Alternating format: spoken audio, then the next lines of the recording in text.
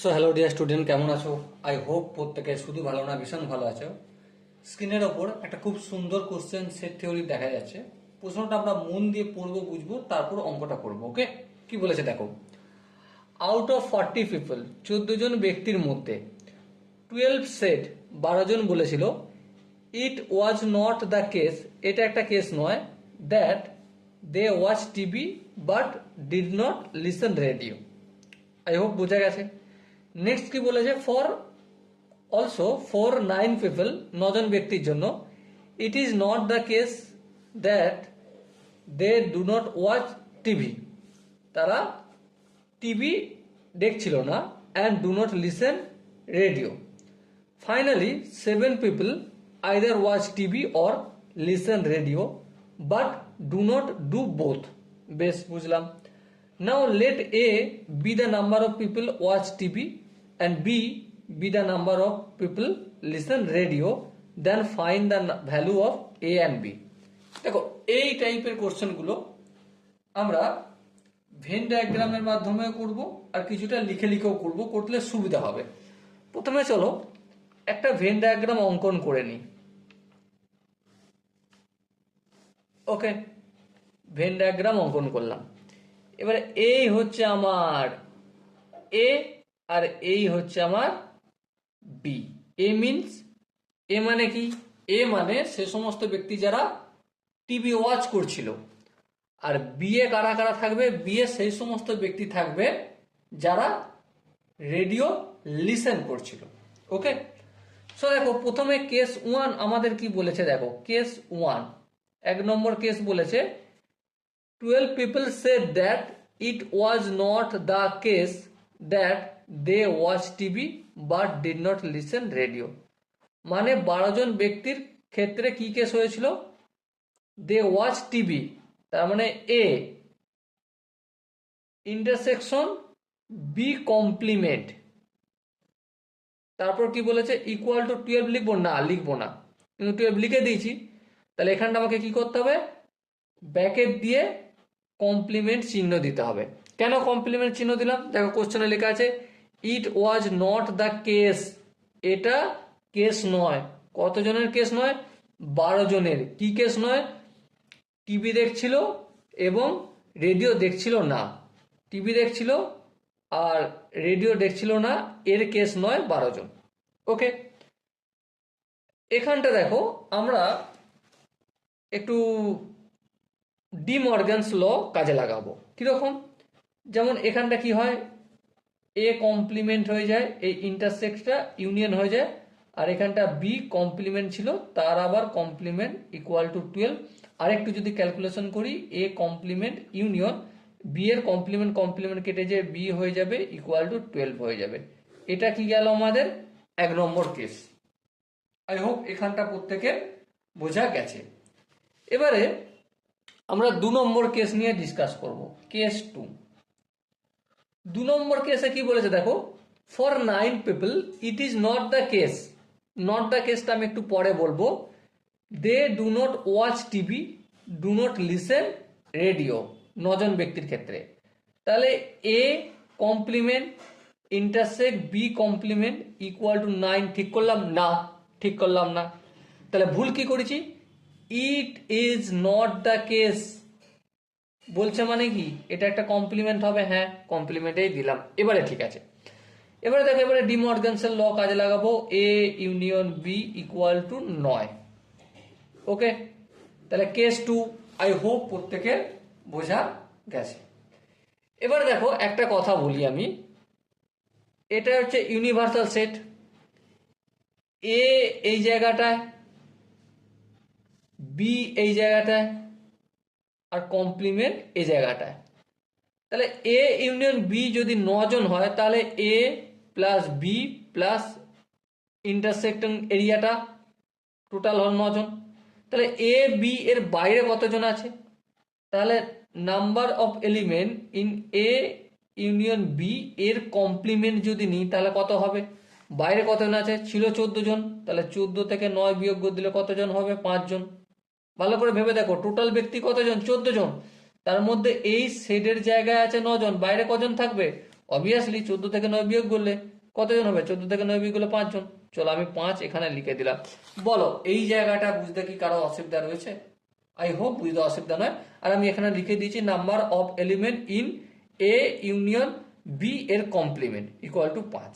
বলো, I hope এখানটা কারো বুঝতে অসুবিধা হওয়ার কথা নয়। তারপর কেস 3, 3 নম্বর কেস কি বলেছে সেটা একটু আলোচনা করি। 3 নম্বর কেস এটাই বলেছে যে finally 7 people either watch TV or listen radio but do not do both.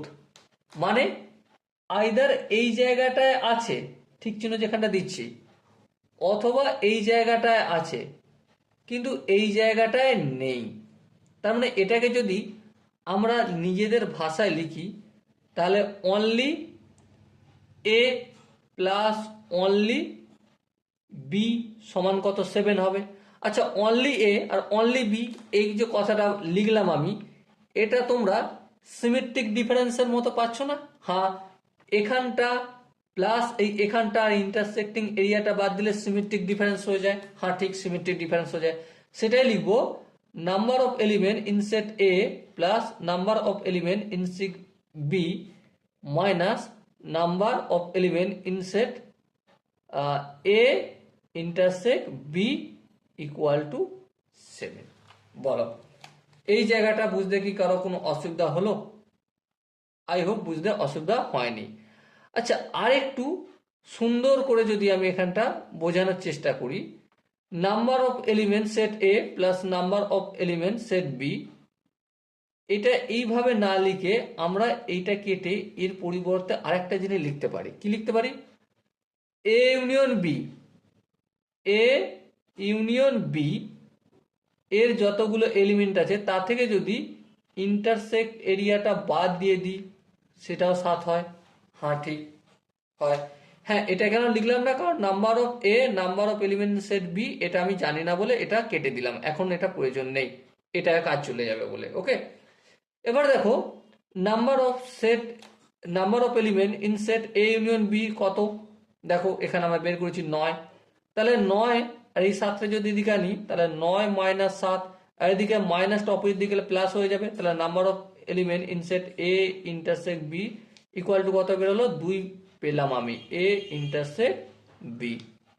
তাহলে আচ্ছা, এইটার জন্য একটু সুন্দরভাবে আরেকটু ভেন ডায়াগ্রাম অঙ্কন করি, নাহলে বোঝাতে আরেকটু প্রবলেম হলেও হতে পারে।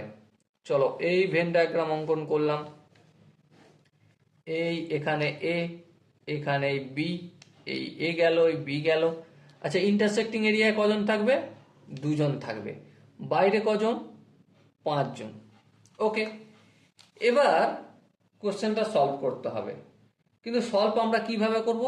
দেখো কেস 1টাকে উঠিয়ে আনো এখানে, কেস 1 দিয়ে পুরো অঙ্কটা সলভ হয়ে যাবে। কিভাবে? দেখো A complement union B equal to কত? 12। 1 নম্বর কেস আমরা বের করেছিলাম। হ্যাঁ ঠিক। আচ্ছা, এ কমপ্লিমেন্ট মানেটা কি? এ কমপ্লিমেন্ট মানে হচ্ছে এই জায়গাটা। হ্যাঁ এই জায়গাটা। আচ্ছা, এই জায়গাটার মানেটা কি? এই জায়গাটার মানে হচ্ছে number of element in set A union B এর কমপ্লিমেন্ট। হ্যাঁ ঠিক, এই জায়গাটা। আচ্ছা, এ কমপ্লিমেন্ট মানে এই যে বি সেটটাকেও বোঝায়। হ্যাঁ, বি সেটটাকেও বোঝায়।